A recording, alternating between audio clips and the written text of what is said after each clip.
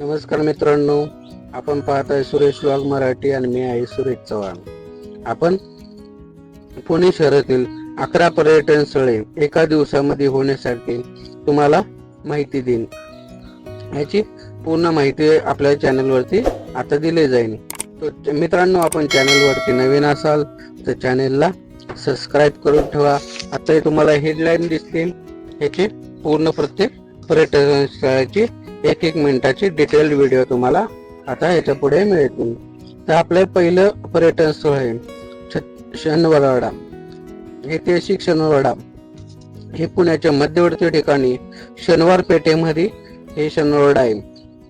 आणि पुण्याच्या मध्यवर्ती ठिकाणी बाजीराव पेशवे, महादेवराव पेशवे यांचे पराक्रमाचे साक्ष देणारा आणि मराठ्यांचा पराक्रमाची साक्ष देणारा हा शनिवारवाडा पुण्याच्या मध्यवर्ती ठिकाणी शनिवार पेठेमध्ये असल्यामुळे ह्या शनिवारवाड्याला या वाड्याला शनिवारवाडा नाव पडले. 17व्या शतकातील येथे 1000च्या वरती कुटुंब राहत होते. इथे तुम्ही पाहू शकता. ह्याची तिकीट आहे 20 रुपये. तर तुम्ही मित्रांनो, आपलं दुसरे ठिकाण आहे श्रीमंत दगडूशेठ हलवाई गणपती. हे पुण्याच्या मध्यवर्ती ठिकाणी बुधवार पेठेमध्ये छत्रपती शिवाजी महाराज रोड या रोड वरती हे मंदिर आहे.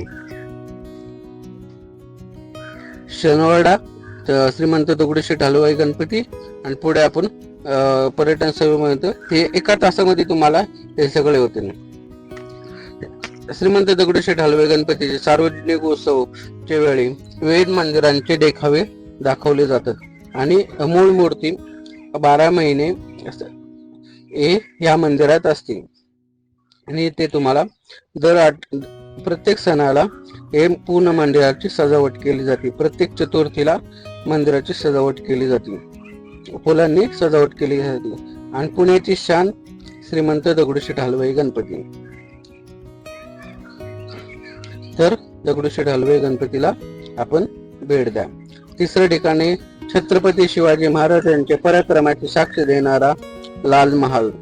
शाहिस्तेखानाची बोटे इथेच तोडली गेली. स्वराज्याचा पहिला निवाडा याच ठिकाणी केला. छत्रपती शिवाजी महाराजांनी सोन्याचा नांगर याच ठिकाणी केला. जिजाऊंना वंदन करून आपण पुढचा व्हिडिओ करू. इथे पुढे तैलचित्रांमध्ये प्रत्येक व्यवस्थेचे वर्णन दिलेले आहे. तुम्ही ते सविस्तर पाहू शकता. लाल महाल हा कसबा पेठेमध्ये कसबा गणपतीच्या ऑपोजिट समोरच्या साईडला आणि शनिवारवाड्याच्या शेजारीच आहे. इथे तिकीट नाहीये, निशुल्क आहे. सकाळी 10 ते संध्याकाळी 7 वाजेपर्यंत चालू असते. तर आपल्या पुढचं ठिकाण आहे पर्वती टेकडी, पर्वती हिल्स. पुण्याच्या मध्यवर्ती ठिकाणी सारसबागच्या शेजारी स्वारगेट पासून 3 किलोमीटर अंतरावरती ही पर्वती टेकडी आहे. पुण्याचे ऑक्सिजन हब पण म्हणतात. येथे मोठे जंगल आहे. जंगलामध्ये पण आपण फिरू शकतो. आणि पुण्याची रात्रीचा व्ह्यू पुणे शहर इथून आपल्याला पाहता येते. येथे टेकडीवरती 200 पायऱ्या वरती चढल्यावरती आपल्याला इथे जाता येते. येथे एक संग्रहालय, पेशवे संग्रहालय. येथे 300 वर्षापूर्वीचे जुन्याचे वस्तू जतन करून ठेवलेले आहेत. ते आपण पाहू शकतो. पेशवे संग्रहालयाचं तिकीट आहे 20 रुपये. आणि फिरण्यासारखे खूप जागा आहेत आणि पेशवे संग्रहालयाला आपण आवर्जून भेट देऊ शकता.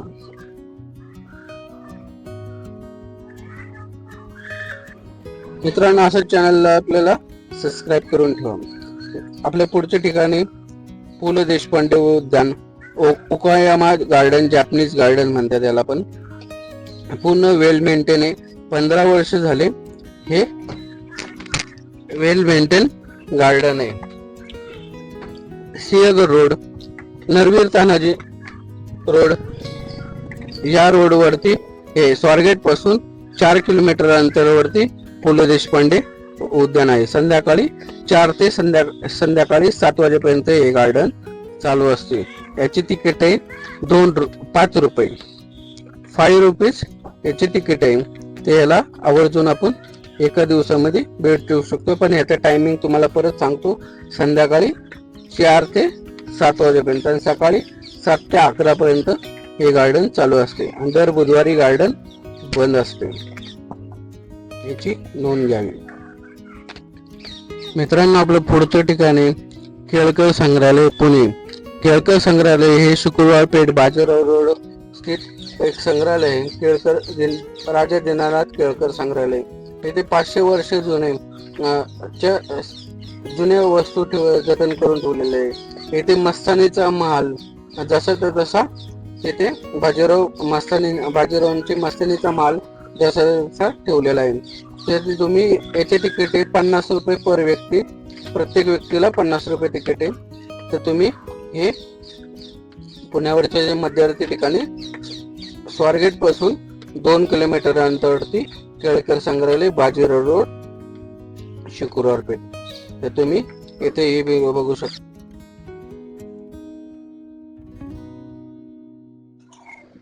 मित्रांनो, आपलं पुढचं ठिकाण आहे राजीव गांधी प्राणी संग्रहालय.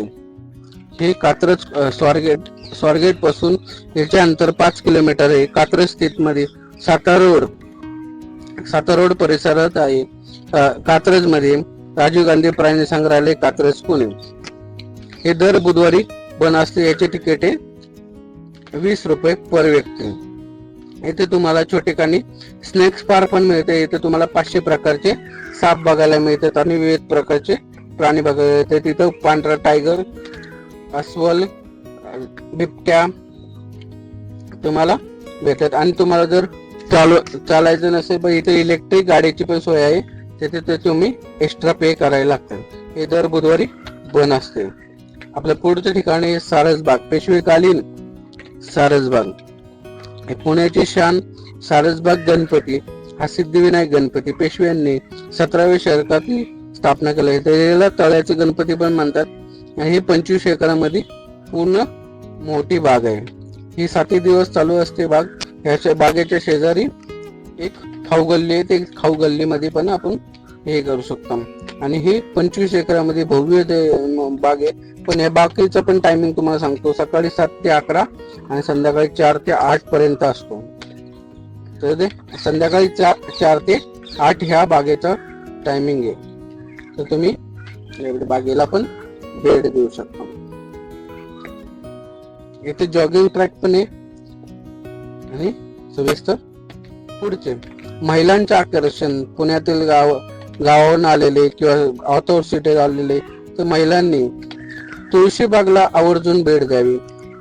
पुण्याच्या मध्यवर्ती ठिकाणी दगडूशेठ हलवाई गणपतीच्या शेजारी ही तुळशीबाग आहे. महिलांच्या प्रत्येक साहित्य इथं होलसेल रेट मध्ये मिळतात. पण तुम्हाला इथं 100 रुपयाची वस्तू 50 रुपयाला सांगितली तरी मिळते. 400 ची वस्तू तुम्हाला 200 रुपयाला पण मिळते. पण इथं तुम्ही बार्गेनिंग करता यायला पाहिजे. आणि खूप व्हरायटीज, जवळजवळ तुम्हाला 3 ते 4 हजार छोटे छोटे दुकानं मिळतील. हे तुम्ही खास लेडीज साठी ही बाग प्रसिद्ध आहे.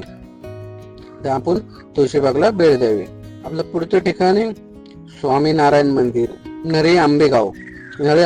पुणे स्वारगेट पासून साधारणतः 12 किलोमीटर अंतरावरती सिंहगड रोडच्या येथे नरे आंबेगावात हे पुण्यातले सगळ्यात मोठे मंदिर स्वामीनारायण संस्थेचे स्वामीनारायण मंदिर, बास संस्थेचे स्वामीनारायण मंदिर आहे.